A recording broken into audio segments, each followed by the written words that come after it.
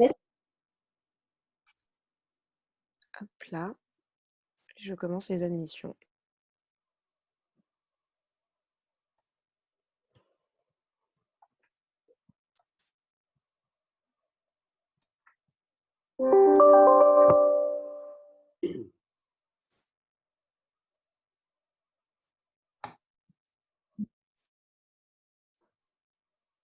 Bonjour. Bonjour. Bonjour. Pour la ville de Saint-Claude, on sera 3. Il y a 2 éducateurs de rue du club de prévention et moi-même qui suis le directeur du service. Très bien. Je ne mets pas la vidéo parce qu'on a des petits soucis quelquefois de liaison. Voilà. Mais on est bien 3 derrière l'écran. Très bien. Fatima Akacha, je suis co-animatrice du groupe pilote climat éducatif et sécurité, mais nous allons nous présenter. D'abord, bonjour et puis bienvenue sur l'atelier de retour d'expérience donc du groupe pilote climat éducatif et sécurité. Je pense que nous devons avoir 3 minutes, mais pas plus, que les participants à l'atelier puissent se joindre à nous. Et puis, ceux qui arriveront, à 14h03, je propose que nous commencions. Voilà, nous laissons 1 ou 2 minutes de battement. Et comme cet atelier est relativement court, à savoir 1h15, voilà, on démarrera au plus vite.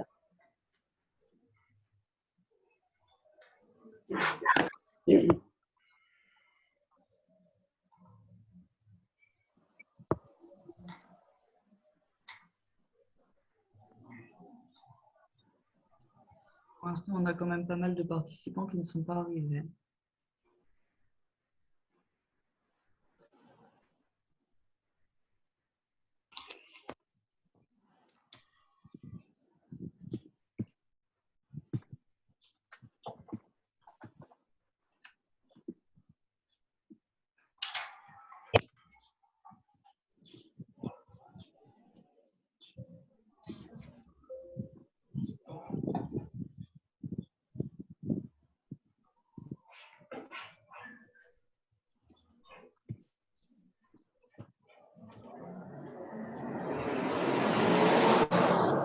Peut-être juste vous demander pour l'instant de couper vos micros de manière à ce qu'on puisse limiter les bruits parasites.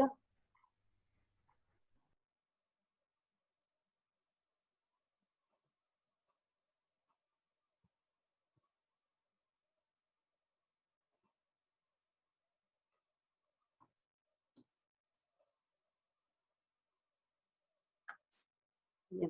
Je vois que les connexions se poursuivent, donc nous attendons un petit peu.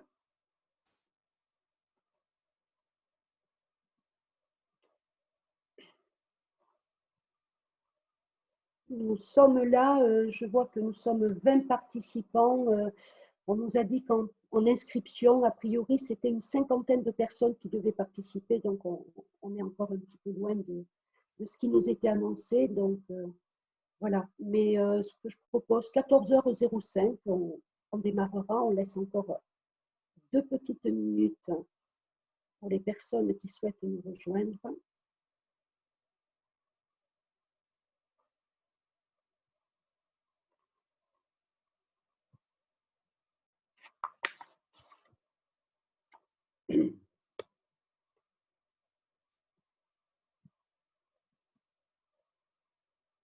Bien. Madame Konaté, qui est avec nous de l'ANCT, nous dit dans le petit espace de discussion qu'il y aura peut-être moins de participants voilà, que de personnes inscrites, mais c'est vrai que c'est régulièrement le cas. Donc, écoutez, je propose que nous démarrions. Donc, je le redis, bonjour et puis bienvenue à tous. Alors, peut-être 2 éléments que vous devez savoir. Peut-être rappeler la règle du micro fermé, hein, ça évite d'avoir un fond sonore. 2e élément que vous devez savoir, cet atelier est enregistré. Vous le savez, c'est un enjeu de garder trace de tous les travaux qui sont conduits dans le cadre des cités éducatives et de pouvoir les partager. Donc, notre atelier sera enregistré. Troisième élément, peut-être avant de commencer, je vais vous dire un petit peu le déroulé. Vous pourrez intervenir. Je vous invite à utiliser l'espace de discussion, le chat. Si vous avez des questions, des remarques, n'hésitez pas.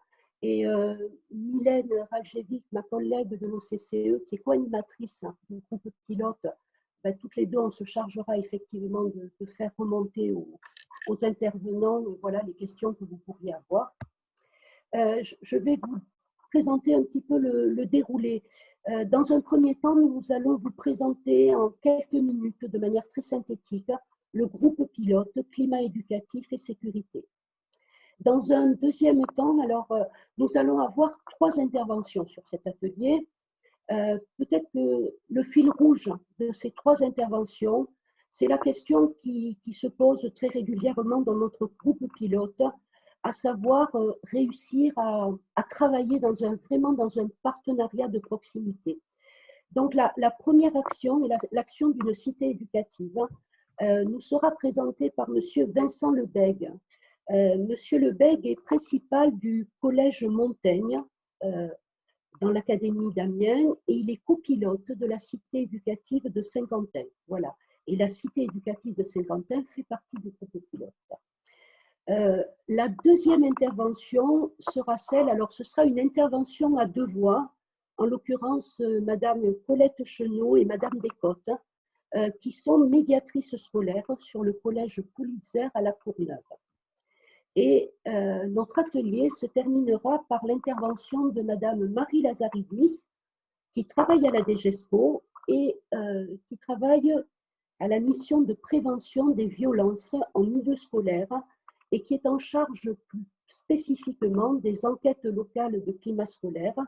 Elle nous les présentera et puis elle nous mettra aussi en perspective le travail ou l'articulation qui peut être faite entre cet outil utilisé dans un cadre scolaire et comment il pourrait trouver un prolongement dans la cité éducative et auprès des autres acteurs éducatifs. Je vais partager mon écran et vous faire une présentation très, très rapide de notre groupe climat éducatif et sécurité.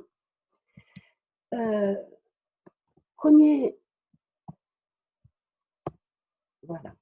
Je vais commencer par vous dire très rapidement, voilà, donc l'OCCE et la Ligue de l'enseignement, donc nous nous sommes vus confier l'animation de ce groupe pilote. C'est une co-animation, comme je le disais, et avec l'OCCE, donc nous avons imaginé, élaboré un projet d'animation du groupe pilote avec 2 objectifs. Le premier, c'est effectivement de faire de la question de l'amélioration du climat éducatif dans une cité éducative une cause commune à tous les acteurs du groupe pilote. Alors pourquoi est-ce que nous avons formulé cet objectif? C'est le constat que la question du climat scolaire dans l'institution est prise en compte et prise en charge depuis de nombreuses années. Et il nous semblait important, et c'est pour ça que nous avons choisi d'élargir la problématique au climat éducatif, c'est-à-dire la question des conditions dans lesquelles les enfants et les jeunes vivent leur éducation sur un territoire de la cité éducative, et quel que soit l'espace dans lequel ils sont, que ce soit l'espace scolaire ou l'espace péri, extrascolaire. Et donc la question du climat, nous avons fait le postulat qu'elle concernait tous les acteurs éducatifs. Le deuxième objectif, qui est aussi un enjeu de ce groupe pilote, c'est la question de l'articulation des actions entre ce qui se développe au sein de l'institution et ce qui se fait en dehors des établissements et qui est conduit par les autres acteurs. Ce sont les 2 objectifs. Notre groupe pilote, il est composé de 11 cités éducatives.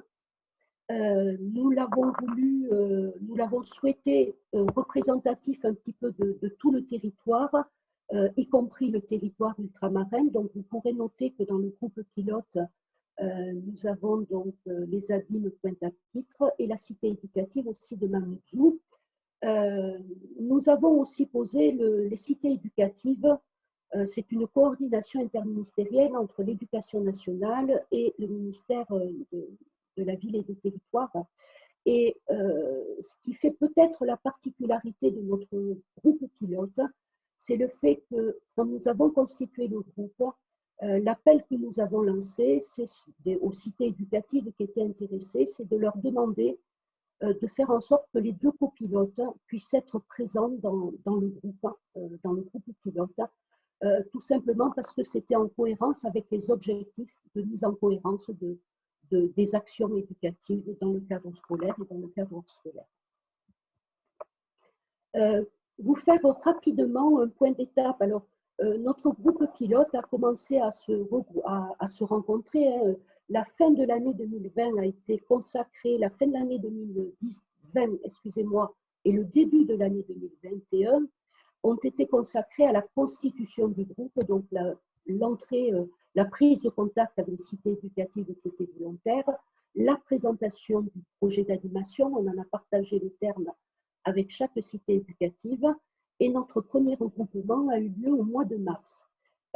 Pour l'instant, nous avons essayé d'avoir un agenda. Alors, ce que je n'ai peut-être pas dit, c'est que le projet du groupe pilote se déroule sur 2 années, donc de l'année 2021 jusqu'à fin 2022. Pour l'instant, nous avons eu 2 regroupements, un au mois de mars, un au mois de mai. Le prochain est en juin et le suivant sera au mois d'octobre. Et là, nous fixerons un nouveau calendrier avec les cités éducatives.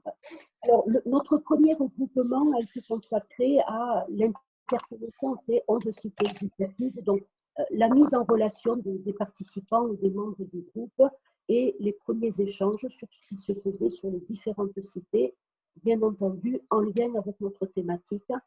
L'enjeu du premier regroupement a été bien sûr d'identifier les thèmes que nous pouvions avoir en commun et que nous devions mettre en travail. Au mois de mai, nous avons franchi un petit pas supplémentaire puisque grâce à l'intervention et à la préparation au travail de 2 cités éducatives, celle de Pau et celle de Clichy, qui se sont livrées à un travail d'analyse assez poussé à partir des forces, des faiblesses, des menaces, des opportunités.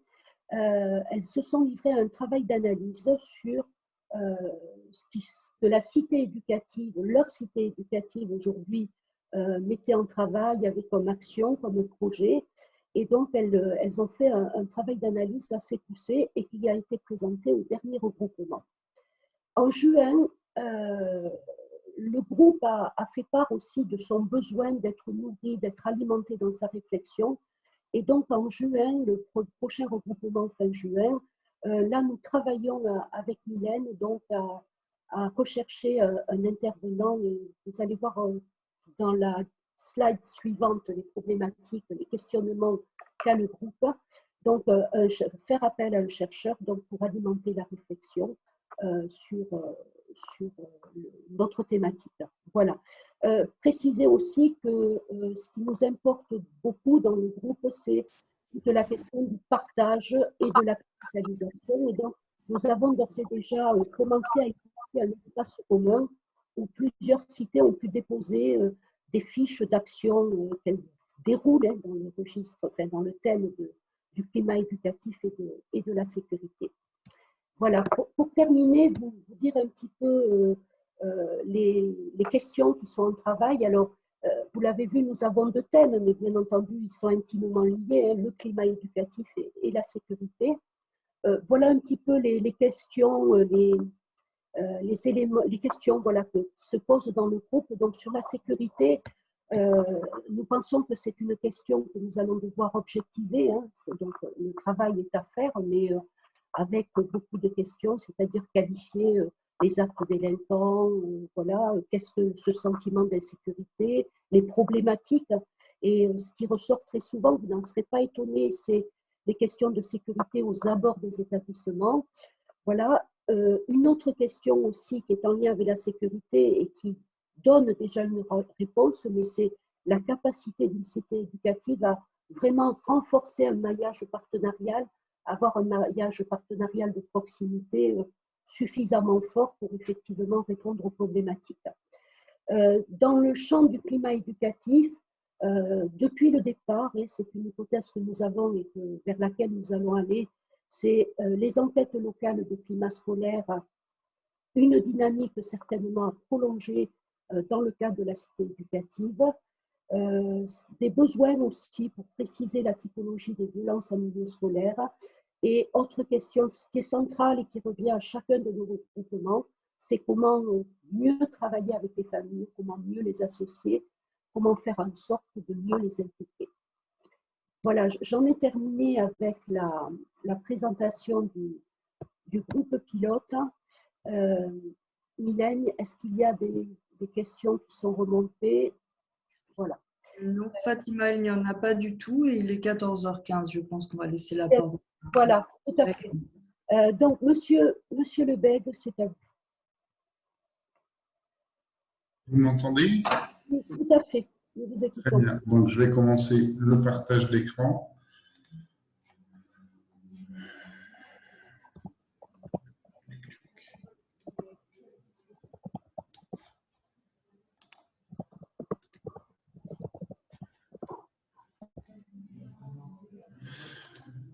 Donc,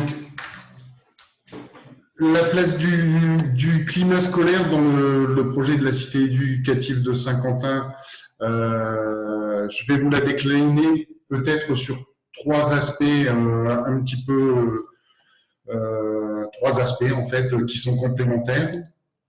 Alors, l'idée, c'était de mettre véritablement en œuvre la grande alliance éducative, le besoin de mieux se concerter entre partenaires.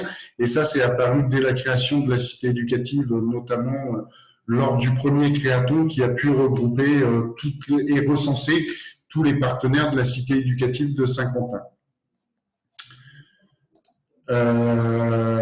Donc les thèmes qui avaient été retenus sur Saint-Quentin sont les suivants, mais je vous ai montré cette diapo parce que l'idée c'était aussi de partir de ce qui existait déjà et de ne pas forcément inventer de nouvelles choses.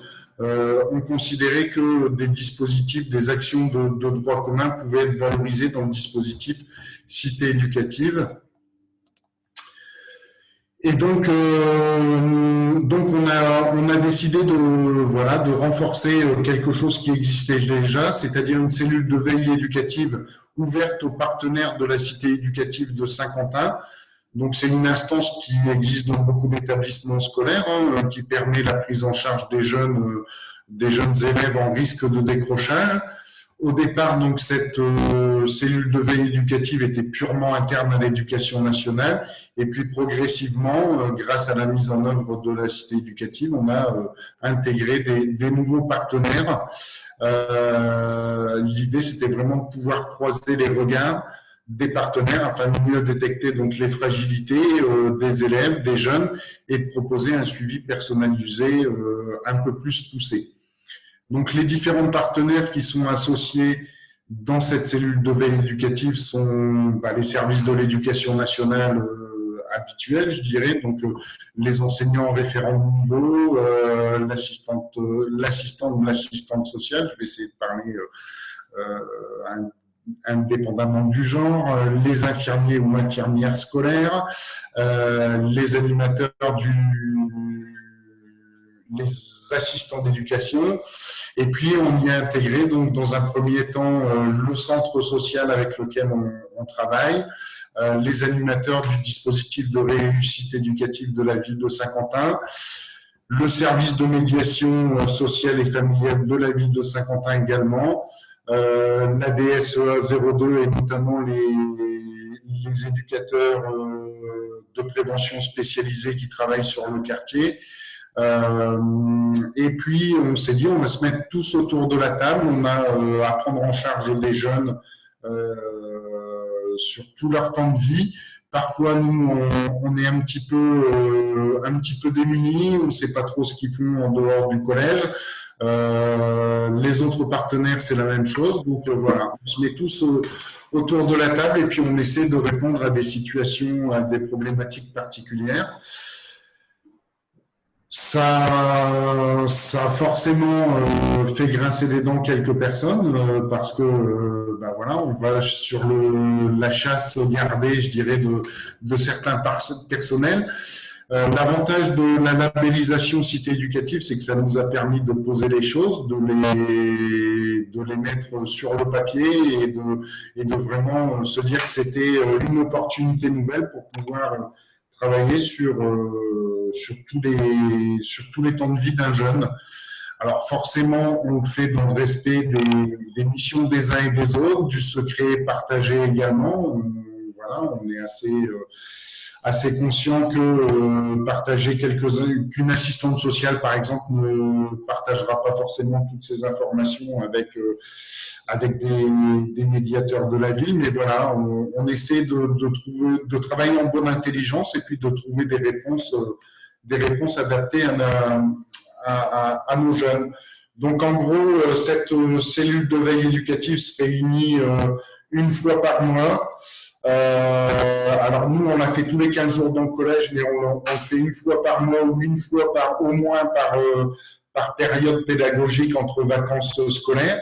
Et puis, on évalue les situations des élèves, comme je le disais tout à l'heure, dans le respect de la confidentialité, mais on essaie de proposer des solutions de prise en charge des jeunes dans et hors l'école. Donc, le suivi éducatif du jeune se trouve renforcé. Nous prolongeons notre prise en charge au-delà de ce qu'on fait traditionnellement au collège. On fait des synthèses régulièrement des jeunes qui sont suivis par les services de prévention spécialisés et au collège. Et puis, on a des choses... on met en place des choses très concrètes, c'est-à-dire accompagner des jeunes à des rendez-vous médicaux, récupérer des documents concernant l'orientation des élèves, notamment pendant la période de crise sanitaire où c'était compliqué. On fait un lien sur ce que les élèves font dans le DRE de la ville de Saint-Quentin.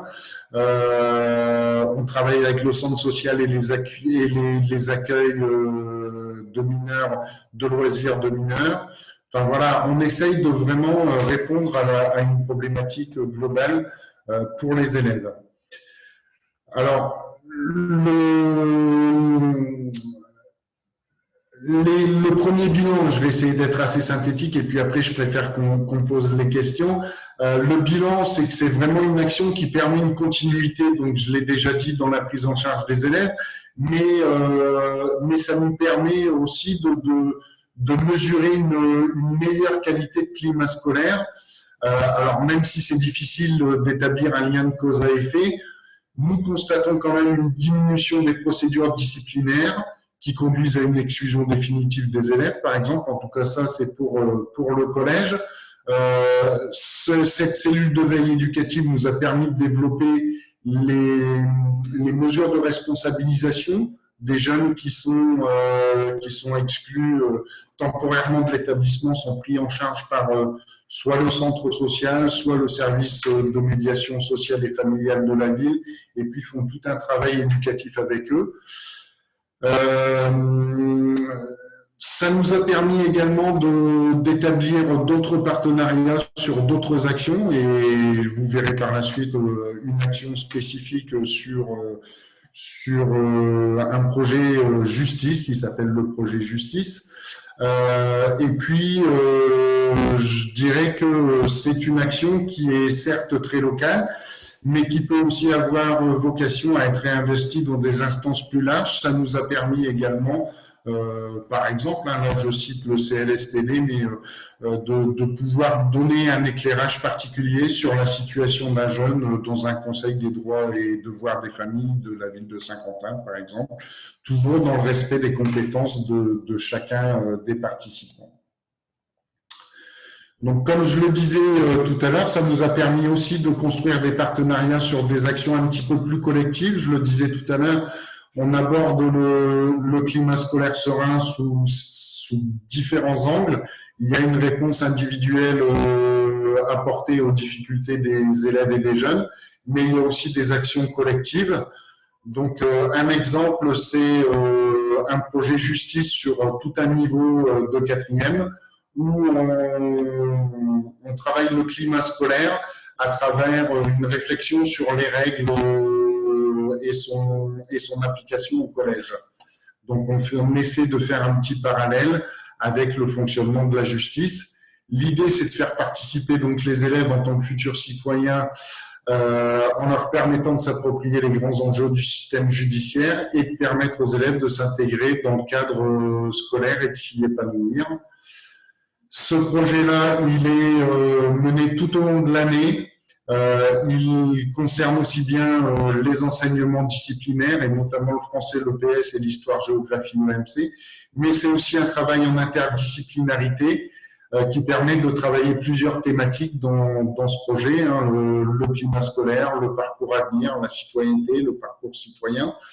Les élèves du collège sont amenés à rencontrer plusieurs acteurs du système judiciaire, donc il y a des rencontres au débat, il y a des visites auprès du tribunal, un assesseur du tribunal pour enfants qui vient rencontrer les jeunes élèves.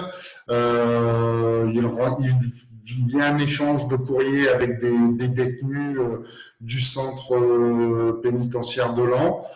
Et puis, voilà, tout au long de l'année, on travaille sur ce projet justice pour essayer de faire comprendre un peu mieux les enjeux aux élèves. Ce projet d'année en année, il s'enrichit. Il a commencé uniquement sur le niveau 4e et puis d'année en année, on le fait monter en puissance, si je peux m'exprimer ainsi. Donc, on a commencé en 6e, on compte finir en 3e et chaque année avoir quelque chose qui vient étayer un petit peu plus ce projet. Alors, je le disais tout à l'heure, la cité éducative et la cellule de veille partenariale, multipartenariale, nous a permis de dire, tiens, toi, tu travailles sur ça, nous aussi, on a tel projet. Dans notre projet justice, on voudrait bien travailler sur la justice des mineurs, sur des thèmes comme ça qui ont à voir avec le sujet. Et donc, ça nous a permis aussi de prolonger nos actions encore un peu plus. Donc les partenaires de cette action sont en partie, comme je le disais, les mêmes que sur la cellule de veille éducative. On a la DSEA, le tribunal d'instance de Saint-Quentin, la PJJ, les services pénitentiaires et puis tous les acteurs de l'éducation nationale qui travaillent sur le sujet. Voilà deux actions qui me semblaient complémentaires. Donc là, c'est une transition peut-être pour les intervenants suivants. Simplement, je l'évoque rapidement. On a aussi en place sur la cité éducative de Saint-Quentin, depuis le 1er février 2020, un adulte relais en médiation scolaire qui, pour le coup, prend également une place de plus en plus importante et qui accompagne les familles, qui permet aux familles qui sont un peu en rupture avec le système éducatif de revenir vers l'école, qui siège dans les instances. Elle siège également à la cellule de veille éducative. Et donc, aussi bien pendant les périodes de confinement que maintenant, elle nous permet vraiment d'avoir un lieu, une présence, un lieu et une présence, à l'entrée des établissements scolaires de la cité éducative pour rassurer, pour mettre un petit peu d'huile dans les rouages quand ça se grippe un petit peu. Voilà, j'espère avoir été assez synthétique pour tenir le timing. Je vous remercie de votre attention. Merci beaucoup, Monsieur Lebègue. Vous avez fait la transition avec les intervenantes qui vont suivre, mais avant de leur laisser la parole pour qu'elles nous en disent plus sur ce que sont les missions des médiateurs et médiatrices scolaires. Alors, on regarde. Alors, il y a des questions qui sont remontées. Je vais faire. Alors, la ville de Saint-Claude, Monsieur Lebègue, vous demande sur quelle structure est embauché l'adulte relais en médiation scolaire. L'adulte relais en médiation scolaire est un employé de la ville de Saint-Quentin suite à un appel à projet lors de la première phase de labellisation des cités éducatives.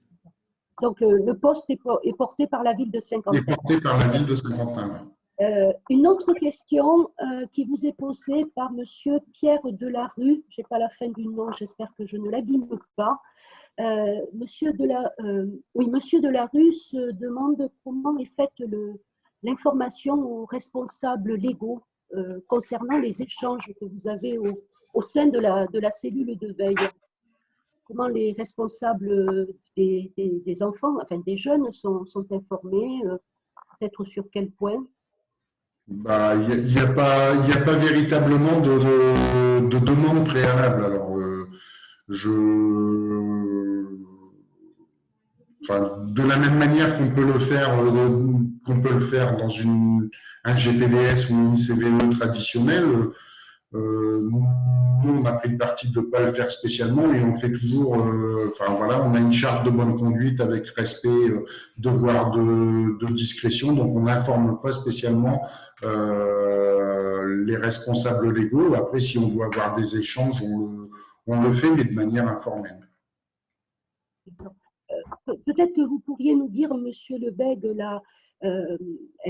la cellule de veille multipartenariale est quelque chose d'assez original. Est-ce peut-être une information a-t-elle été faite aux familles au sein du collège, une information spécifique Elle a été faite dans le cadre des actions de cité éducative. C'est vraiment une fiche action pour notre cité éducative qui a été présentée en comité de pilotage, présentée à tous les partenaires de la cité éducative qui s'intéressent au sujet.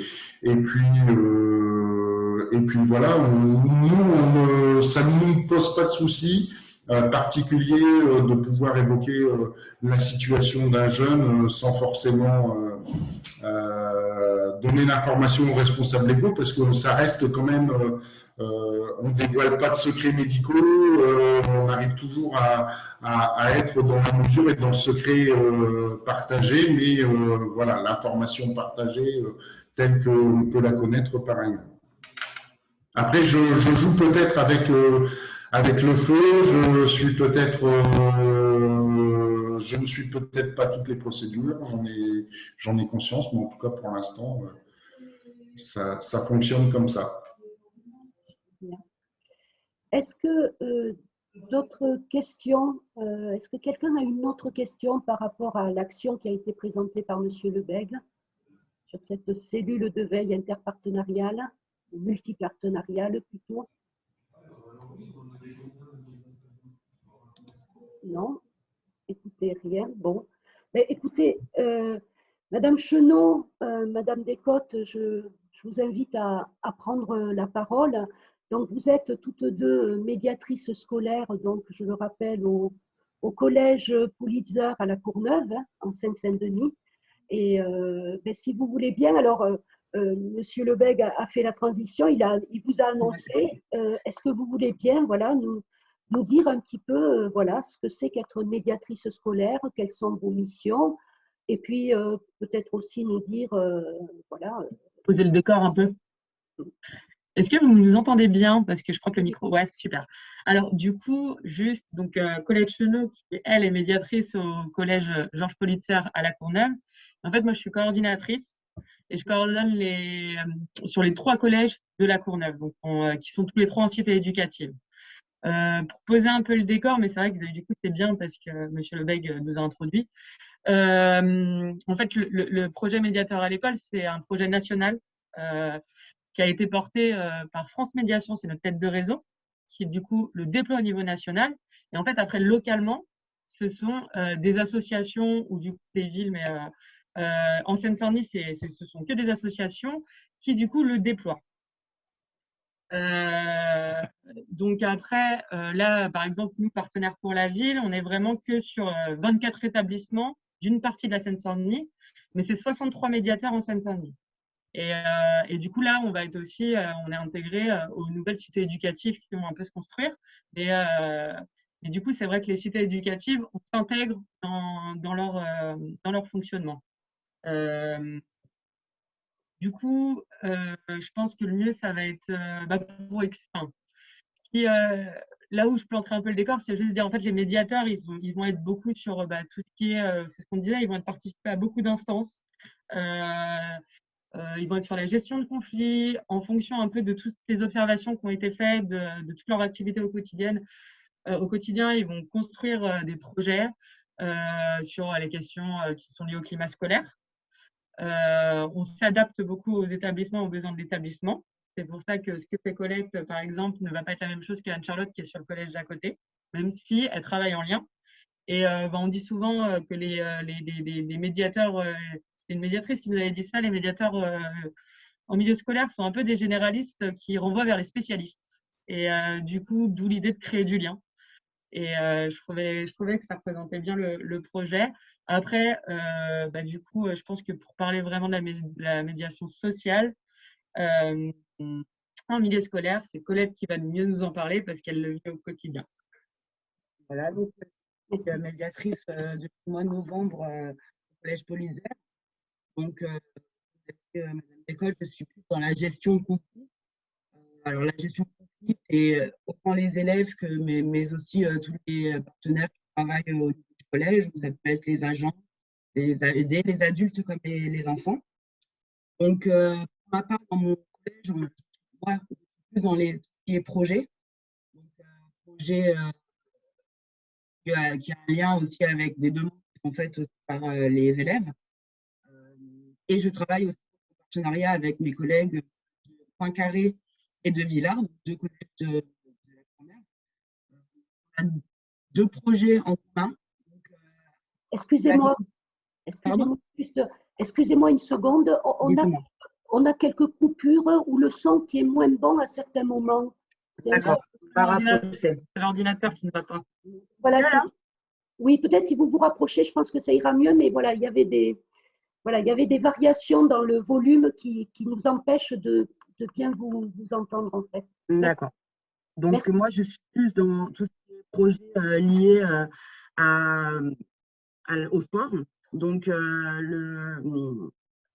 travailler sur… en fait, les élèves sont beaucoup plus dans je vais être dans le sport, je veux être professionnel. Et nous, et moi, en tout cas, j'ai pris ce projet à bras le corps pour pouvoir faire un projet, un exemple, par exemple, avec un footballeur professionnel qui interviendrait en visio afin de leur expliquer ce que c'est le travail de footballeur professionnel et les exigences qui sont demandées, donc au niveau scolaire et au niveau du comportement. Ça, c'est un premier projet. Je travaille donc ce projet avec les 2 autres médiatrices pour que chaque collège de notre ville puisse profiter de ce projet-là. Donc, ça, c'est mon corps de ma bataille, quoi. Et après, donc, il y a aussi la gestion des conflits intérieurs et extérieurs. Sachant que nous, en tant que médiateur, on n'a pas de restriction de travail sur tout le territoire. Donc, je peux aller autour de mon collège, mais aussi bien plus loin, avec, ça peut être encore de la gestion de conflits, ou juste de l'écoute active, ou bien, voilà, on est très polyvalent. Et comme l'a dit Océane, oui, on est le généraliste qui envoie vers les professionnels qui sont spécialisés. Voilà, en gros. De mise en lien qui est faite avec les acteurs, que ce soit public. Donc, on travaille aussi bien. En fait, le projet est financé par la préfecture, l'État. On a l'État, on a la politique de la ville. Et après, du coup, les villes aussi sont partie prenante du projet médiateur à l'école. Ce qui fait que du coup, on travaille vraiment en lien et en réseau. Et l'idée là du déploiement aussi, c'est de créer du lien et du réseau avec l'ensemble de ces acteurs. C'est vrai que c'est quand même une force qu'on a d'avoir des collègues qui sont 35 heures par semaine sur site. Donc vraiment, ils ont le temps de prendre corps avec l'établissement et de pouvoir répondre aux besoins de l'établissement et aussi vraiment ce qui va tenir de plus en plus, c'est pouvoir créer du lien aussi entre chaque établissement. On sait souvent, on peut avoir par exemple à la Courneuve, on peut avoir des problématiques de violence interétablissement. Et en fait, la présence des médiatrices a très vite calmé les choses parce qu'auprès des élèves, on avait un retour qui était,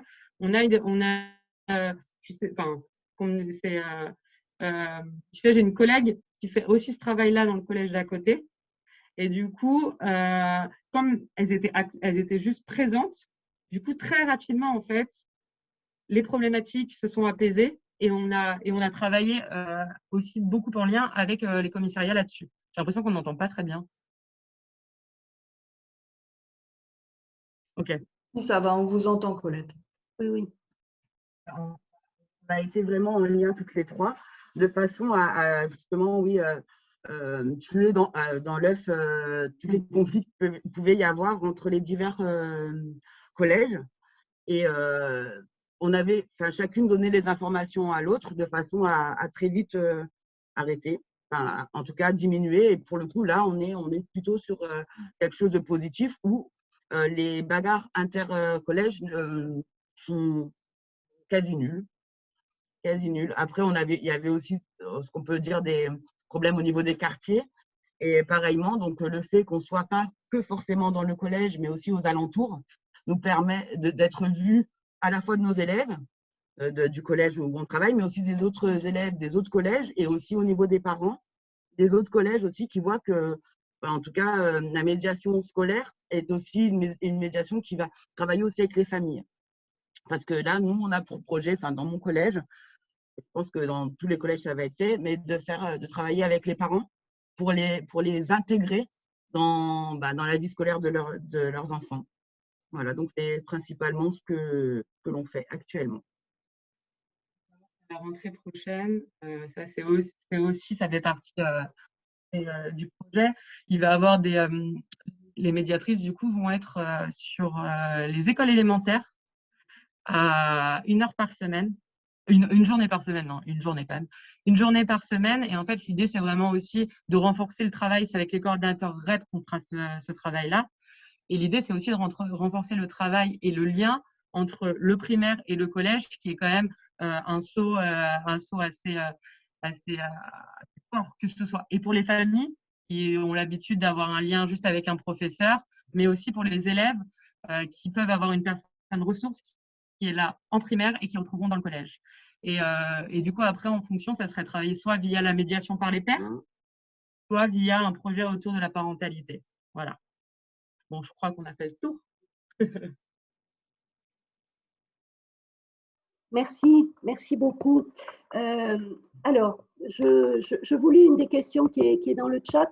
Comment travaillez-vous à désamorcer un conflit entre élèves de divers établissements? Est-ce que vous auriez un exemple précis? Alors, on a bien entendu, et vous nous avez dit que votre intervention permettait effectivement que ces phénomènes-là ne soient pas trop forts, trop présents. Mais l'hypothèse, c'est que vous avez eu certainement à intervenir justement pour prévenir ces événements-là. Et voilà. C'est simple, puisque en fait, comme on était en lien avec les trois médiatrices, si vous voulez, on informait les élèves, en gros, que chaque médiatrice était communiquée. Et en fait, si l'un avait un problème avec un élève de Poincaré, par exemple, avait un problème avec un élève de mon collège, le fait que les deux médiatrices soient au courant amenait à… Moi, j'avais une discussion de mon côté avec les élèves qui avaient ce souci. L'autre médiatrice avait de son côté. On parlait ensemble et, si vous voulez, le fait de leur parler uniquement et qu'ils sachent qu'on était ensemble, ça a désamorcé de fait les bagarres. Le fait de la communication en fait, entre médiatrices. Et à côté, il y a quand même un projet que tu as mis en place. Il y a un projet, en fait, il y a un projet aussi, du coup, dans la prévention, l'idée de la prévention, qui sera un projet autour de la boxe taille. Et l'idée, ça serait via, en fait, un outil commun, donc, qui est un temps d'initiation à la boxe taille avec des débats et des échanges à la suite de ce temps de pratique. Et en fait, qui se ferait dans chacun des établissements scolaires et après sur un dojo de la ville. Et ça, c'est quelque chose, par exemple, qu'on travaille avec le point information jeunesse de la ville. Et l'idée, du coup, c'est aussi pour les élèves, c'est de repérer un peu les élèves qui sont les élèves qui portent parfois les bagarres, qui vont aller porter ces temps un peu de friction inter-élèves, avec des élèves qui sont tout à fait qui sont tout à fait neutres, on va dire, allez, utilisons le terme neutre, et de pouvoir en fait les poser, en fait les faire les rendre mobiles sur la ville, parce qu'on sait très bien qu'aujourd'hui aussi les problématiques, on entend d'ailleurs beaucoup aujourd'hui les problématiques de RIC, c'est aussi des problématiques qui sont liées au sentiment de quartier, la culture du quartier. Et du coup, en fait, juste de travailler via la mobilité, c'est un moyen parmi 15 moyens, mais ça serait un peu de pouvoir les faire s'ouvrir et derrière, en utilisant la question de la boxe thaïlandaise, qui est aussi un autre contrôle de la violence, une violence très contrôlée et qui est quand même un sport où finalement, certes, certes, c'est un sport de combat, mais c'est un sport de combat avec énormément de règles. Merci. Une autre question qui est quand même, qui pourrait sembler similaire, mais qui ne l'est pas, c'est Madame Claire Faïs qui souhaite savoir comment est-ce que vous travaillez. Il y a parfois des conflits qui naissent dans les établissements et qui vont s'externaliser sur le quartier, ou à l'inverse, des conflits qui sont sur le quartier et qui vont voilà, pénétrer l'établissement. Et la question, c'est aussi comment est-ce que vous travaillez cette problématique-là? Alors, c'est des problématiques qu'on ne travaille pas seul pour ce coup, parce que c'est des problématiques qu'on ne peut pas travailler seul. Là-dessus, en soi, on est beaucoup sur tous les instances qui sont créées, qui sont soit portées par la ville, soit portées par toute la prévention. Mais ce n'est pas des questions qu'on porte. On y participe, on est là, on se positionne comme des outils parmi d'autres outils, mais les conflits qui naissent et qui se portent au sein du quartier, en fait, c'est quelque chose où on a besoin d'avoir juste l'ensemble de la communauté. Et là-dessus, on ne peut pas dire qu'on y travaille, nous, de notre propre fait, mais on participe au travail qui sont faits avec les autres. On est vraiment sur la participation là. Je crois que c'est une grande préoccupation des acteurs, justement, cette question, enfin, la question qui était posée, c'est-à-dire voilà, des conflits dans l'établissement qui sortent, etc. Est-ce que vous auriez, on peut supposer que c'est des questions que vous traitez j'ai bien compris, dans des instances partenariales. Est-ce que vous auriez quelques éléments un petit peu concrets sur un exemple récent ou autre? Ça donne lieu à quel type de réunion? Qu'est-ce qui est traité? Comment effectivement vous organisez, parce que vous le dites très bien, vous le dites, ce n'est pas nous toutes seules, ce n'est pas la médiation scolaire toute seule qui va le régler, mais voilà, comment ça s'articule votre action avec celle des autres? Quel est le rôle des uns et des autres, si vous pouvez nous en dire un petit peu plus? Pour le moment, on est quand même au stade de développement, donc ça commence, on va dire que c'est un peu compliqué. Je veux pas, on va pas… par exemple, là, aujourd'hui, on travaille avec le commissariat, par exemple, de la Courneuve. Il nous a dit aujourd'hui, il y a une vraie volonté, on a des problématiques intercommunales, de violence intercommunale avec une autre ville. Et du coup, là-dessus, c'est comment envisager de travailler avec les acteurs de l'autre ville sur un projet commun. Mais on n'est même pas à la genèse. On a organisé la première rencontre. Et là, ça fait qu'un an sur la période scolaire, c'est rien du tout. Et du coup, il a fallu d'abord que les collègues s'intègrent à l'établissement scolaire avant véritablement de pouvoir dire qu'on a porté des projets au niveau global. Mais on est sur des genèses de projets, on va dire.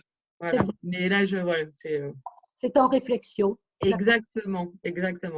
Je comprends tout à fait. Une autre question de Madame Fortin qui se demande combien d'écoles compte votre réseau de médiateurs et médiatrices et sur combien d'écoles allez-vous intervenir l'année prochaine? Je crois que vous nous avez donné des chiffres, 24 établissements aujourd'hui.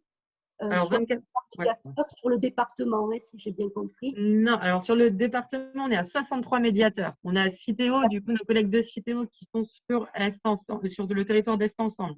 Je crois qu'ils sont sur à peu près 30 établissements.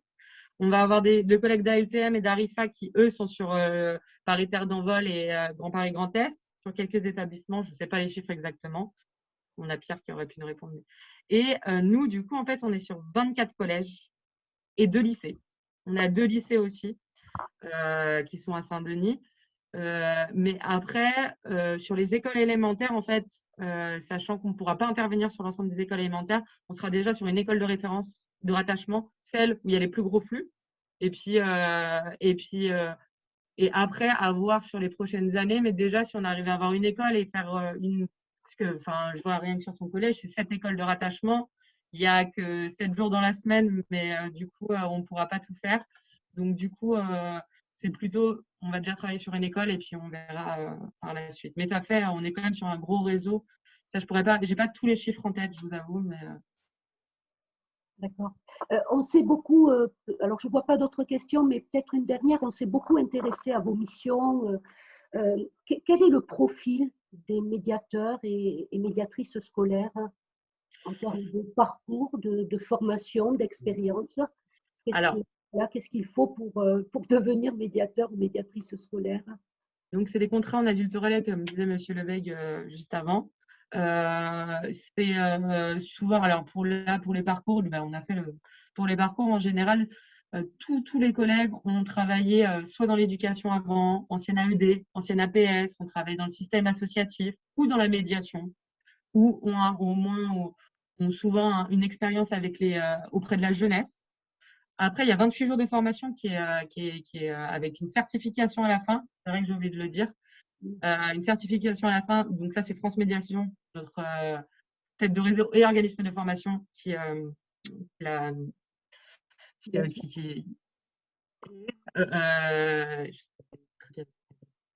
et du coup, après, les médiateurs, on est sur des profils d'insertion professionnelle, mais disons, tout le monde a un bagage assez conséquent soit dans l'associatif, soit dans la médiation, soit dans l'éducation. Voilà. Moi, par exemple, j'ai été à AED pendant 6 ans, donc dans divers lycées du 93. En fait, la médiation en milieu scolaire, pour moi, c'était une suite logique dans le sens où l'AED et le médiateur sont assez liés, mais les responsabilités que peuvent avoir un médiateur sont des responsabilités sont plus liées à l'ado ou à l'enfant. Aider à trouver des solutions, les aider eux à trouver leurs propres solutions. Donc, voilà, donc c'était la suite logique pour moi. Merci beaucoup. Je ne vois pas d'autres questions. Merci Madame Chenot, merci Madame Decotte pour voilà, votre intervention. Si vous voulez bien, Madame Lazaridis, si vous voulez bien, c'est à vous.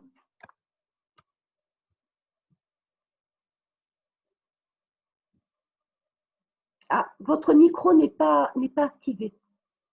Ça arrive. Oui, ça arrive. Ouais. On se précipite un peu.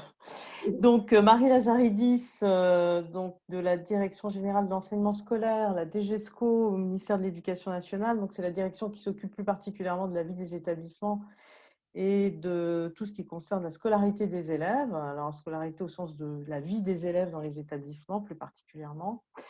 Et donc, je suis au sein de la mission de prévention des violences en milieu scolaire, chargée notamment du pilotage de 2 applications qui permettent la remontée des faits de violence pour l'une d'entre elles qui est fait établissement et la mesure du climat scolaire qui permettent aux équipes donc, éducatives de travailler sur la question du climat scolaire du partenariat également, puisqu'il s'agit également, suite à un diagnostic, de mettre en place des actions. Donc, avec un outil diagnostique et qui est aussi un outil d'évaluation, mais je vais en parler plus précisément, qui sont les enquêtes locales de climat scolaire. Alors, pour vous présenter un peu ce dispositif enquête locale de climat scolaire, je vais partager mon écran et je vais partager un petit diaporama qui va nous permettre… Voilà. Alors, les enquêtes locales, on a 2 outils actuellement pour mesurer. Alors, je vais faire ça en diaporama, ça sera plus joli, si j'y arrive. Alors, voilà. Alors, on a 2 outils actuellement qui mesurent les violences et le climat scolaire dans les écoles et les établissements. Alors, quand je parle d'établissement, quand on parle d'établissement à l'éducation nationale, on s'adresse plutôt au second degré, au collège, au lycée, aux EPLE. Et les écoles, c'est plutôt… quand on parle d'école, on parle aussi… on parle plus particulièrement d'écoles élémentaires et maternelles. Donc, il y a 2 outils actuellement qui mesurent le climat scolaire. Il y a les enquêtes nationales qui ont lieu régulièrement tous les 2 ans pour chacun des deux degrés d'enseignement, qui sont les enquêtes qui sont donc menées par les services statistiques du ministère et qui sont des indicateurs nationaux sur le climat scolaire à partir d'un échantillon d'élèves et de personnel, mais et qui s'adresse à quelques établissements. Donc, à partir de cet échantillon statistique, on établit donc des indicateurs nationaux qui donnent, je dirais, le cap un peu pour mesurer au niveau national les victimations et le climat scolaire. Et puis, il y a un autre outil qui est celui dont il s'agit aujourd'hui de vous présenter. Ce sont les enquêtes locales du climat scolaire, alors qui sont à la fois à la destination des élèves, des personnels, mais également des parents depuis 2019, qui s'adressent aussi bien aux écoles et aux EPLE, mais uniquement sur la base du volontariat, qui sont d'abord et avant tout un outil de pilotage interne et d'auto-évaluation pour les établissements et les écoles sur le climat scolaire de leur établissement. Et c'est via une application sécurisée qui permet également un traitement informatisé très rapide, donc la restitution des données se fait assez rapidement, et harmonisé puisque les questionnaires sont identiques pour l'ensemble des établissements et des écoles. Donc on a, si vous voulez, à partir de là, on a quand même un outil qui est relativement cohérent et identique pour l'ensemble des établissements et des écoles, et qui reste la propriété exclusive des écoles et des EPLE, donc qui n'a pas vocation à être diffusé. C'est vraiment un outil d'auto-évaluation interne à l'établissement et à l'école. Alors, pour un peu brosser le contexte de comment sont arrivées ces enquêtes, comment est arrivé également le souci de mesurer, d'avoir des indicateurs sur le climat scolaire.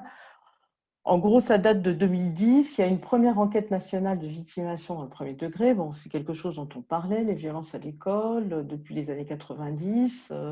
On avait le souci à l'éducation nationale d'y travailler, mais on n'avait pas encore un outil qui permettait de mesurer, à part les remontées des établissements qui étaient faits au fil de l'eau, si je puis dire. On n'avait pas des outils qui pouvaient mesurer de manière un peu plus concrète et plus sécurisée la situation de violence et la question du climat scolaire. Donc, une première enquête en 2010 qui concerne le cycle 3 de l'école élémentaire.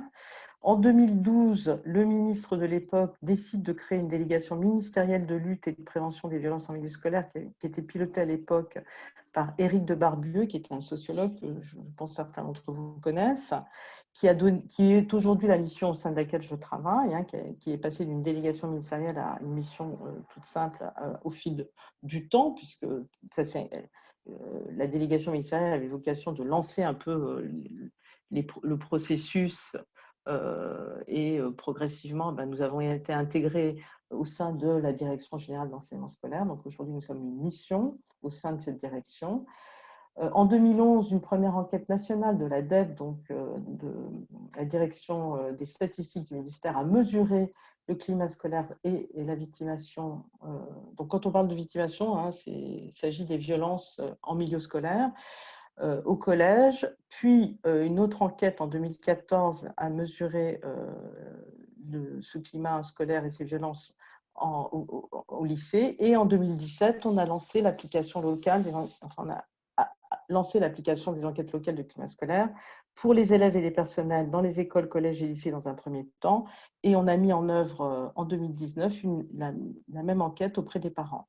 Donc il s'agit de 3 questionnaires sur les 3 niveaux d'enseignement, école, collège et lycée. Pour l'école, pour l'instant, cette enquête ne concerne que le cycle 3. Quand on parle de cycle 3, on parle des classes de CM1 et de CM2.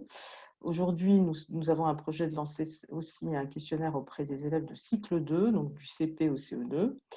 Et donc, ces enquêtes concernent donc, les 3 niveaux d'enseignement et sont des enquêtes croisées. Donc, il y a des questions communes, spécifiques aux élèves, personnels et parents, mais également communes pour pouvoir mesurer le ressenti et travailler sur des indicateurs communs. Alors, en gros, les composantes du climat scolaire, je vous les rappelle, on est sur 7 piliers, en gros. La stratégie d'équipe, à partir des enquêtes, voilà ce qu'on cherche à déterminer. Quelle est la stratégie d'équipe dans l'établissement? Quel est le rapport à la justice scolaire? Donc ça, c'est surtout les élèves et les parents qui répondent à des questions qui ont trait à cet aspect du climat scolaire. La question des pédagogies, de la coopération au sein des établissements est également évoquée à travers ces questionnaires. La prévention, bien sûr, des violences et du harcèlement. La question de la coéducation, puisqu'il s'agit aujourd'hui de croiser des questionnaires depuis 2019 entre parents et personnel. Quand on parle des personnels, on ne parle pas uniquement des enseignants, on parle également des personnels, la vie scolaire et également tous les autres personnels, y compris les personnels communaux dans les écoles et des collectivités locales au sein des écoles. Le questionnaire s'adresse également à eux. Les pratiques partenariales, donc à développer dans le cadre des cités éducatives, puisque maintenant, pour l'instant, le questionnaire ne concerne que les personnels des établissements et des écoles, et la qualité de vie à l'école qui est mesurée à la fois par les personnels, les élèves et les parents. Donc, il y a un aspect, à mon sens, qui devrait être un peu plus développé, c'est le pilier, enfin, la partie sur les 7 leviers. Les pratiques partenariales restent encore ce levier-là reste encore à être mis en place en quelque sorte, puisque pour l'instant, il est très embryonnaire. Qu'est-ce qu'on mesure également donc, à partir de ces enquêtes qui croisent donc des données communes au personnel, les élèves et parents? On mesure le climat relationnel, le climat éducatif, le climat de sécurité, le climat de justice, notamment auprès des élèves. Le sentiment de justice ou d'injustice est particulièrement prononcé dans les questionnaires concernant les élèves, et le climat d'appartenance à l'établissement, qui est un élément clé également, on l'a évoqué. Ça a été évoqué par M. Lebègue et aussi par les médiatrices de la Courneuve. C'est un élément clé, on le verra dans une étude qui était parue en 2018 comme étant un des aspects les moins partagés, notamment auprès des élèves. Alors, les enjeux qu'on a tout de suite évalués au moment où on a mis en place ces enquêtes locales, bon, le premier enjeu, c'était de faire évoluer les représentations autour de la violence et du climat scolaire pour faire évaluer les pratiques au sein des établissements. C'était engager aussi l'unité éducative dans un travail à moyen et long terme, puisque ces enquêtes, donc, quand elles mesurent le climat scolaire et les victimations, ont pour objectif également de mettre en place des actions et servent également d'évaluation, puisque ce qui est recommandé, on le verra dans le protocole tout à l'heure, que je vous présenterai, c'est de pouvoir mesurer la portée de ces actions mises en place à la suite d'une enquête locale 2 à 3 ans après la mise en place de l'enquête. Donc, elles servent à la fois d'outils diagnostiques au moment où on va mettre en place des actions, où l'établissement et l'école se saisissent de cette question du climat scolaire et souhaitent travailler sur cette question, et au bout de 3 ans, permet également d'évaluer la portée des actions qui ont été mises en place. C'est également l'idée d'harmoniser les démarches d'analyse et de restitution, puisque, comme je le disais, ces enquêtes sont communes à l'ensemble des établissements, enfin, ce sont les mêmes pour l'ensemble des établissements. Ça permet, si on le souhaite, et si on souhaite travailler, par exemple, sur un bassin d'établissements ou d'écoles, de pouvoir avoir les mêmes outils d'analyse et les mêmes indicateurs, ce qui permet aussi de mettre en place des actions communes à partir d'un diagnostic commun. Les objectifs généraux de ces enquêtes, c'était avant tout de prendre en considération à la fois la parole des élèves, des personnels et des parents, d'établir donc, comme je le disais, un diagnostic objectivé et partagé de la situation entre ces 3 acteurs éducatifs, et d'évaluer également le projet de l'établissement, puisque généralement, quand un établissement met en place une enquête locale de climat scolaire et travaille sur le climat scolaire, cet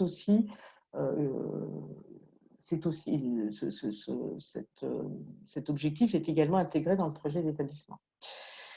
La démarche, c'est adapter le dispositif d'enquête en fonction du contexte local. Donc, on va travailler sur des questions qui sont aussi locales, puisque ce sont des enquêtes locales. Donc, on part des problématiques de l'établissement pour mettre en place ces enquêtes. C'est accompagner l'école et l'établissement. On a également mis en place un réseau de correspondants qui aide à la restitution et qui accompagne généralement les chefs d'établissement, les directeurs d'école et les IEN, les inspecteurs d'éducation nationale du premier degré, à la restitution des résultats, à définir des axes d'amélioration du climat scolaire, donc à travailler sur la mise en œuvre des actions, et également à former les équipes. C'est une de leurs missions. Alors, c'est très, c'est très divers d'une académie à l'autre. On a des académies où ces équipes représentent une cinquantaine, une quarantaine, voire une cinquantaine de personnes. Alors, elles sont généralement, ce réseau est généralement composé des équipes mobiles de sécurité, mais aussi d'IPR-EVS, d'IPR des établissements et de la vie scolaire, et d'IPR, d'inspecteurs pédagogiques régionaux, donc qui évaluent aussi les enseignements disciplinaires, notamment histoire-géographie, éducation civique, etc., où les IPR de ces disciplines sont particulièrement impliqués. Mais on a avant tout des IPR, des inspecteurs des établissements qui participent également au réseau des correspondants et qui donc accompagnent les établissements dans la restitution et aussi dans la mise en œuvre des actions. Donc là, on a une charte déontologique. Donc ces questionnaires ont été soumis, ont été validés par la CNIL, puisque ce sont des questionnaires anonymés. Toutes les personnes qui répondent, c'est sous le couvert d'anonymat. Donc implanter le programme uniquement dans les établissements volontaires, ça c'est dans la charte déontologique. Donc c'est les écoles, les établissements qui, par le réseau donc des correspondants, font une demande d'enquête locale de climat scolaire. Ne pas mettre en œuvre l'enquête en période de crise. Pourquoi? Parce qu'en période de crise, on ne va pas mesurer le climat scolaire, on va mesurer la crise. Et ce qu'on cherche, c'est avant tout de travailler sur le long terme, sur ce qui caractérise précisément l'établissement dans son rapport au climat et à la question des violences. Informer et préparer l'ensemble de la communauté éducative. Donc, ça passe aussi par les conseils d'administration, par des réunions avec les parents. S'assurer donc bien sûr de l'information des élèves et de leurs responsables légaux. Ne pas communiquer les données collectées. Donc, ce sont des données, comme je le disais précédemment, qui restent la propriété des établissements et des écoles. Garantir l'anonymat des réponses et intégrer dans l'enquête un projet plus global, intégrer l'enquête dans un projet plus global, pardon, comme je disais également, projet d'établissement, plan de prévention des violences et du harcèlement au milieu scolaire. Les préconisations qui sont plus ou moins suivies, mais voilà, on laisse quand même une certaine latitude aux établissements, c'est de faire une période courte de passation. Pourquoi? Parce qu'on va essayer de mesurer à un moment donné T, mais pour l'ensemble des acteurs éducatifs, que ce soit les élèves, les personnels ou les parents. Donc, il faut que ce timing soit relativement serré pour que le ressenti soit un peu, corresponde à un moment de l'année scolaire. Donc, on préconise qu'on ne mette pas une enquête locale avant la fin du premier trimestre en place. Et puis, surtout, on préconise qu'une nouvelle enquête soit mise en place pour évaluer l'évolution du climat scolaire et les effets des actions à N+3, N+2, N+3, N+3 étant pour nous un meilleur indicateur. La structure des 3 questionnaires. Alors, quand je parle des 3 questionnaires, c'est les questionnaires qui s'adressent aux parents, aux élèves et au personnel. Pardon. Donc, on a une partie sur le climat scolaire où on pose des questions sur le ressenti, vraiment le ressenti. Est-ce que tu te sens bien à l'école, par exemple, pour les élèves? Est-ce que tu as plaisir à venir à l'école? Est-ce que tu aimes venir à l'école? La relation avec les pairs, les collègues, les parents et les adultes pour les élèves. L'avis sur les locaux, sur l'architecture, le bien-être aussi dans l'école, les apprentissages aussi pour les élèves, mais également pour les parents. On pose des questions sur la satisfaction autour notamment de l'orientation, les relations élèves, enseignants, parents. Ça, c'est pour la mesure du climat. Il y a une partie aussi qui s'adresse plus particulièrement aux élèves sur l'expérience scolaire, le sens qu'ils donnent aux apprentissages, les difficultés qu'ils rencontrent et l'aide éventuellement qu'ils peuvent solliciter, l'orientation qui s'adresse, comme je le disais, aux parents, au questionnaire qui est intégré dans le questionnaire des parents, mais également dans le questionnaire élèves, les relations avec les enseignants et les personnels pour les élèves, et la place des parents qui s'adresse aux 3 acteurs, donc personnel, parents, élèves.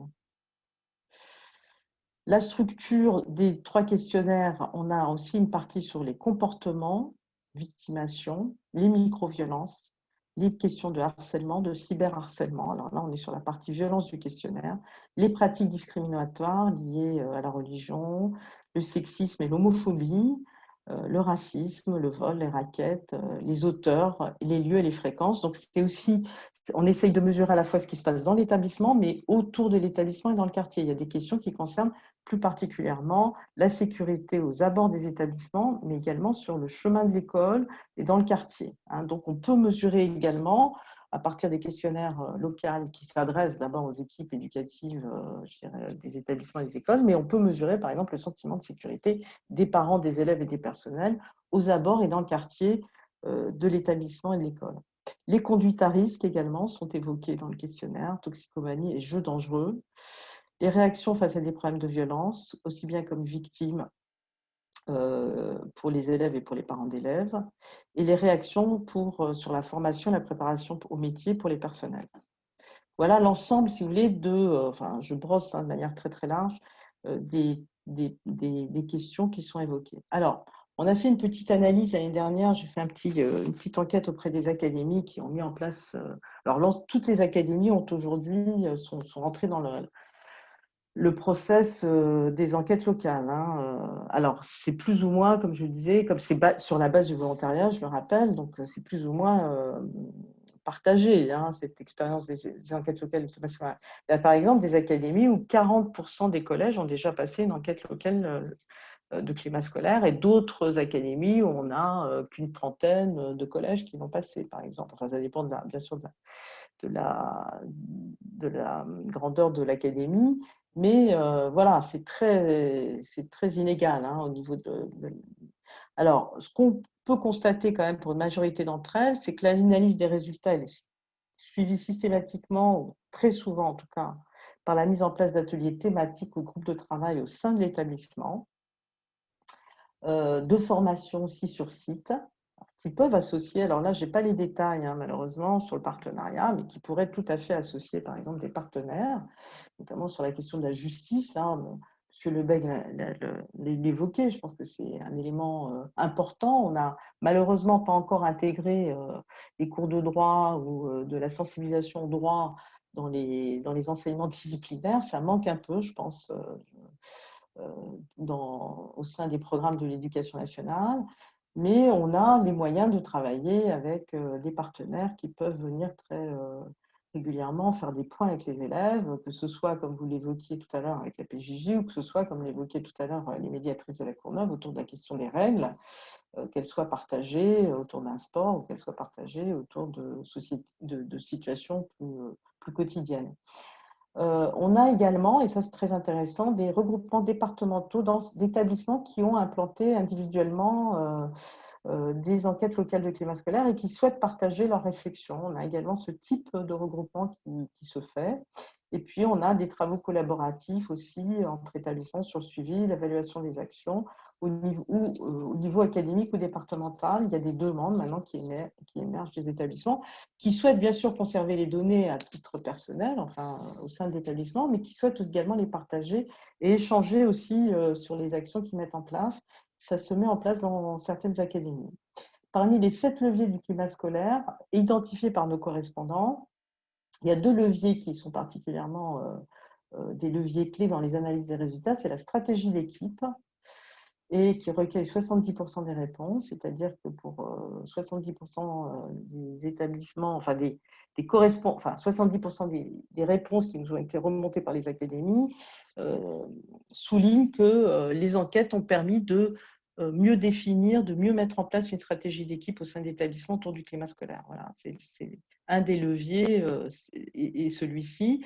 Et le second, pour 63% d'entre elles, puisque bon, on peut aussi travailler sur ces deux leviers de manière concomitante, c'est la prévention des violences et du harcèlement. On en reparlera tout à l'heure, puisque sur la question du harcèlement et du cyberharcèlement, il y a un plan d'action qui va être lancé l'année prochaine par le ministère de grande ampleur et que je vous présenterai très rapidement pour montrer ce que permettent aussi les enquêtes locales de climat scolaire d'un point de vue très concret.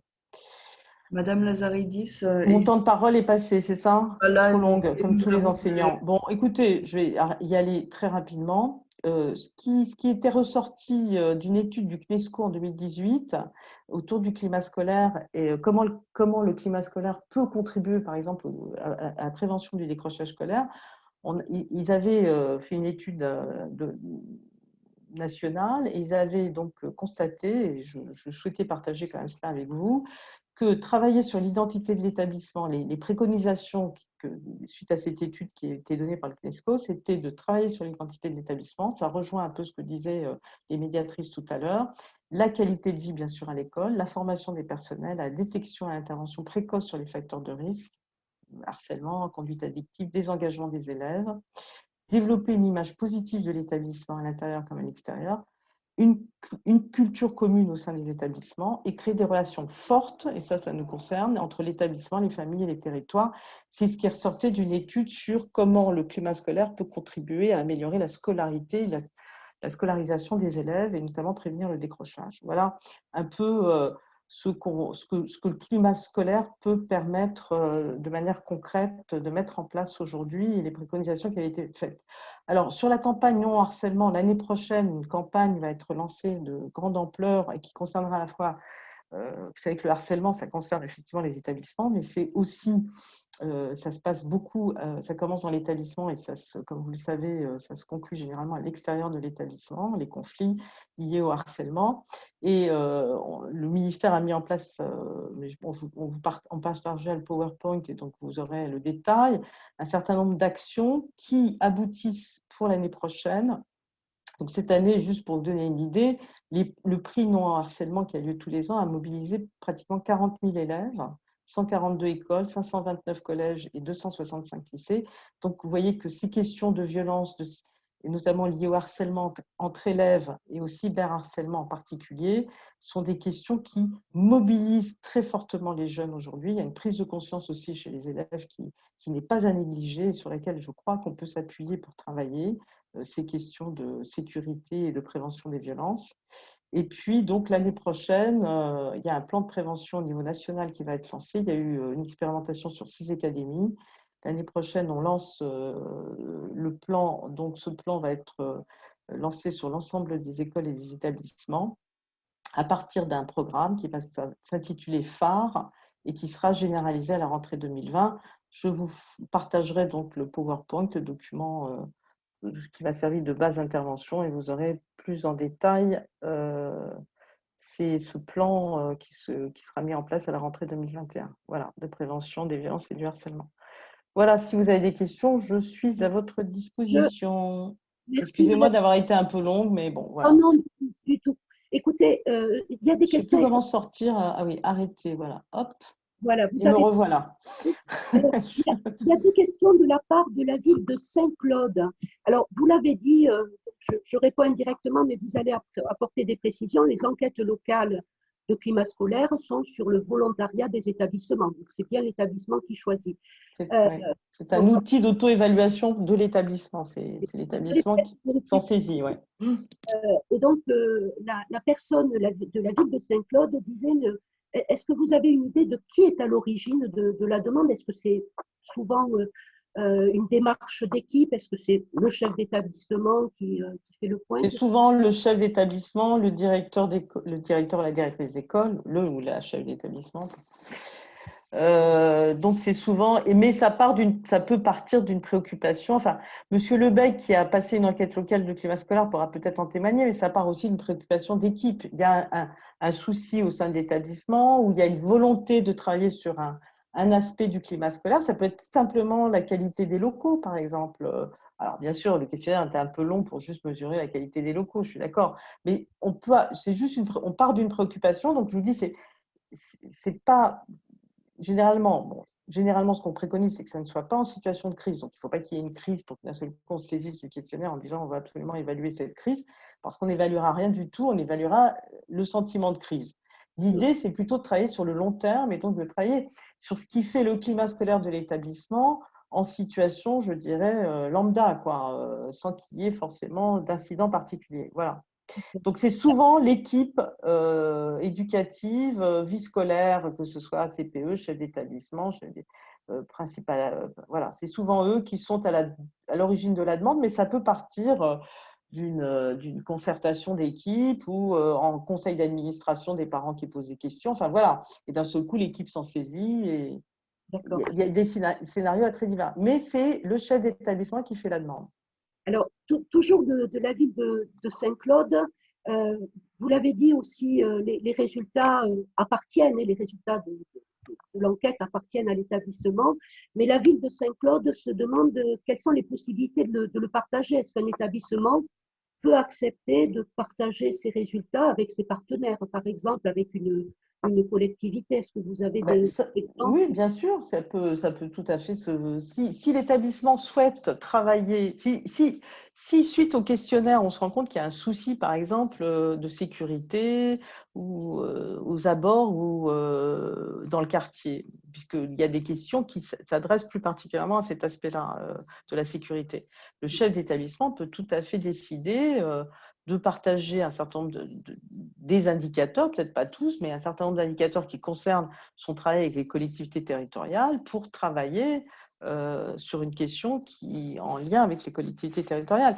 C'est vraiment laissé je veux dire, c'est la volonté de l'établissement d'abord, puisque ces enquêtes ont quand même été d'abord. C'est pour ça que dans le cadre des cités éducatives, il serait intéressant de travailler sur un outil commun qui permettrait aussi aux collectivités territoriales de partager un diagnostic, comme on a partagé le diagnostic entre parents, élèves et personnel, peut-être de le partager aussi avec, c'est un peu l'objectif qu'on avait dans cet atelier. Hein. Tout à fait. Voilà. Il manque la partie partenariale, oui. Je dirais qu'un peu, ce qui fait un peu, ce qui est le maillon faible, hein, un peu de ces enquêtes, c'est la partie partenariale. Oui, alors, ça c'est sûr. Excusez-moi, mais la fin va être un peu précipitée, je m'en excuse de suite, mais il y a un autre… Non, c'est pas grave, on aura d'autres occasions. Une question quand même que je veux vous transmettre, c'est Madame Valérie Fortin qui dit qu'elle est très intéressée par le protocole, elle travaille sur une circonscription et elle dit à qui peut-elle s'adresser? Elle est intéressée pour un déploiement moi. dans cette école. Ah, à qui? Elle est où Madame Fortin? Ça dépend. Madame Fortin, je vais vous demander de prendre la parole parce que je ne sais pas… Il faut qu'elle s'adresse au correspondant fonctionnel de son académie. C'est peut-être, j'allais dire à moi. Vous m'entendez? Excusez-moi. Madame Fortin, oui, je vous entends. Vous êtes à Blois, c'est ça? Oui, c'est ça, dans l'académie. Ben voilà, il faut vous adresser, je peux vous adresser les coordonnées des correspondants enquête locale de climat scolaire de votre académie. Avec plaisir, parce que j'en ai pas vraiment connaissance en fait. D'accord. Merci beaucoup. Je vous en prie. Donc, Madame Konaté de l'ANCT va devoir fermer notre salle pour, voilà, dans 3 minutes. Donc, je veux au moins qu'on puisse, voilà, je veux à nouveau remercier, bien entendu, Monsieur Lebègue,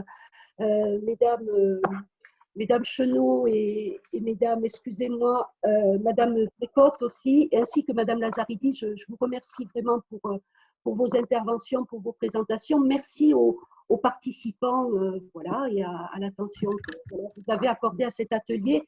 Juste terminer en vous disant que le printemps des cités éducatives se poursuit jusqu'au 4 juin. Donc, il y a encore des rendez-vous. Le site de la grande équipe vous en donnera les détails. Voilà, merci à toutes, merci à tous, et puis je vous souhaite une bonne fin de journée.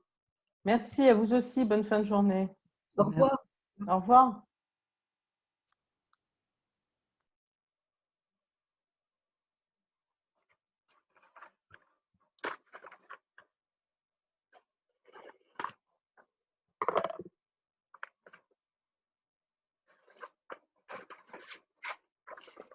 Merci beaucoup. Désolée pour le message privé. Voilà, non, mais c'était… Et puis, figurez-vous que je suis dans la même situation, donc je vais aussi enchaîner dans un autre espace. Je vous remercie pour votre accueil, Myriam. Pas de problème. Je vous dis à bientôt. Merci. À bientôt, au revoir.